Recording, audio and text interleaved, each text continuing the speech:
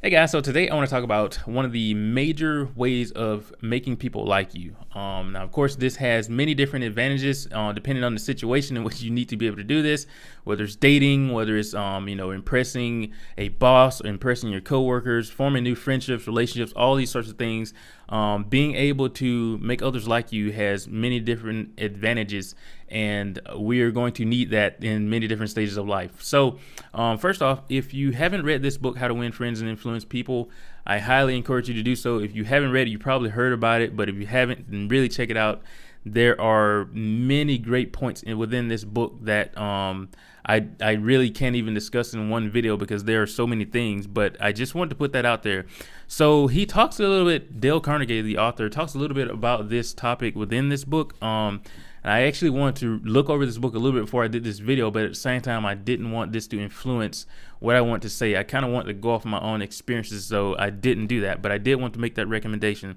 So communication is a very important component of our day-to-day lives. It is a very important component when it comes to building friendships, meeting new people, developing relationships, and many people oftentimes overlook this. Friendships are destroyed because of this, and oftentimes many great friendships that could begin do not begin because of I don't want to say bad communication, but sort of in a way bad communication. So I like to think of many things as art. Communication is another thing that I like to think of as an art.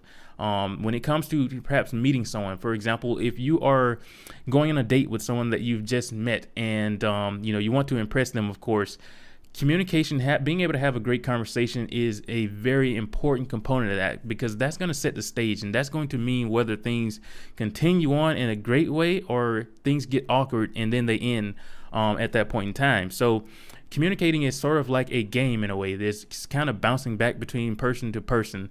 And being able to listen, that is what I want to talk about. Being able to actively listen is so important because, for example, let's say the conversation starts off and perhaps the other person is talking and you're listening, and then they ask you a question. If you're not paying attention, then what do you think is going to happen? Things are going to get a little awkward, and they're going to probably pick up on the fact that you weren't paying attention. But beyond that, more importantly, you're not going to be able to respond in such a way that's going to keep the conversation going, and it's probably going to end in awkwardness or silence. But that is why it's good to actively pay attention, because then at that point in time, you've heard things that they've said, and you've heard topics, things that you can go off of and continue the conversation. Perhaps you can kind of bounce off of that.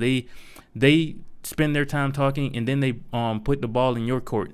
It's your time to communicate. And if you don't talk about anything interesting, or you're not able to sort of go off of things that they said to sort of keep the conversation going, to adjust when need be, then it is not going to end very well. So when it comes to listening, it is also great to actually show the other person that you're actively listening. One of the things I tend to do a lot of times if I'm talking to someone in person, they will likely hear me say or nod my head a good bit of time, because these gestures sort of show that we are paying attention. It sort of shows that we value what the other person is saying, that we are perhaps learning something from what they're saying, and that makes them feel good.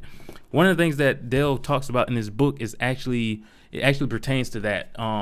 That people like to feel important. People like to feel as if they are important. And when you are able to listen to other people and show that you're listening and show that you value what they're saying, then they feel important. That makes them feel good. And you know what that does? That makes them want to talk to you more. That makes them want to have conversations with you. Looking back in the past, anytime that I've come across people who basically, you can talk to them and then they'll pretend, or maybe they do listen, but they'll quickly jump off and start talking about a different subject. It seems like everything that you just said went through their head and that they just haven't paid attention.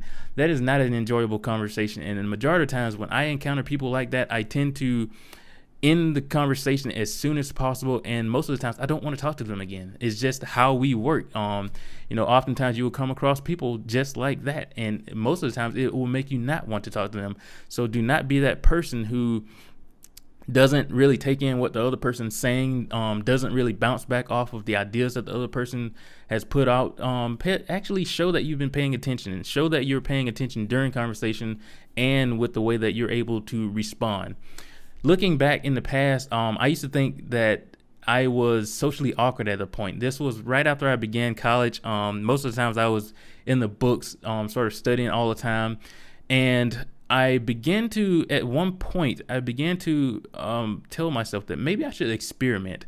I am not making that many friends. I'm not meeting too many new people. So maybe I should experiment with something. So what I started doing was, around campus, I would sort of try to strike up a conversation with anyone random based off of what was going on, based off of that situation, perhaps something that they had in their hand, perhaps something that they were looking at, or whatever event. I would ask a question or just say some statement that could sort of start a conversation. And from the moment I did that, my life really changed, because not only did I become a little bit more confident when it came to doing that, but I was able to sort of learn how to do that, learn how to sort of just strike up those conversations and keep things going. And people enjoy that, and it makes a huge difference in your life, whether you're someone who's a little bit more internal, just like I may have been. I overall consider myself as an introvert, and for the most part I am reserved, and I really value my time in such a way that I tend to avoid meaningless conversations. But in those situations in which I do like to enjoy some time just chatting with people, it makes a huge difference. It makes a huge difference on our self-confidence and our ability to do that in situations in which we actually need to do it. It makes a huge difference. So this is something that I encourage you to do. I encourage you to practice it. And like I said, when it comes to conversations, it is very important that you actively listen, that you actually show the person that you are listening to, that you show them that you are listening, because it makes a huge difference, and they are going to enjoy talking to you. Chances are they're going to come back to you. I've had so many situations in which people will come back to me to continue talking about something that they may have talked about weeks or months before, that they may not actually talk to other people about.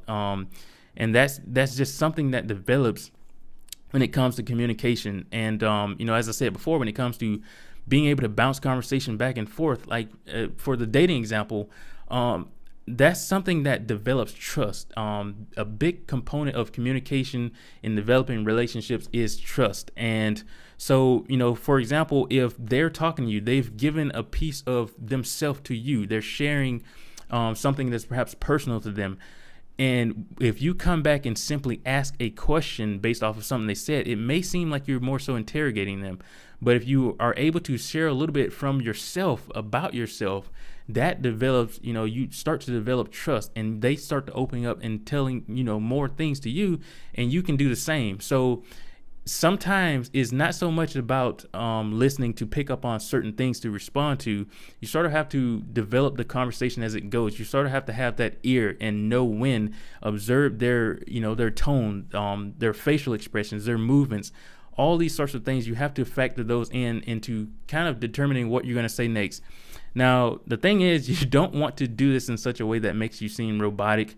It's just something that's going to develop naturally over time. And when you do this enough, then you'll become natural at it. You'll be able to pick up on those gestures really quickly and to bounce back off really quickly and determine whether you need to basically share something or you need to ask them a question or anything like that. So, like I said, communication is an art. And a big component of that is being able to listen. And chances are, if you can actively show that you're listening to other people and you can sort of respond in such a way that in which they will know that you're listening, then chances are that they're going to like you, and they're going to come back to you for more conversation in the future. And that is the foundation of developing friendships, relationships, and all these sorts of things. So I'll talk a little bit more about these things in different videos, as far as, more context related stuff as far as dating or on your job.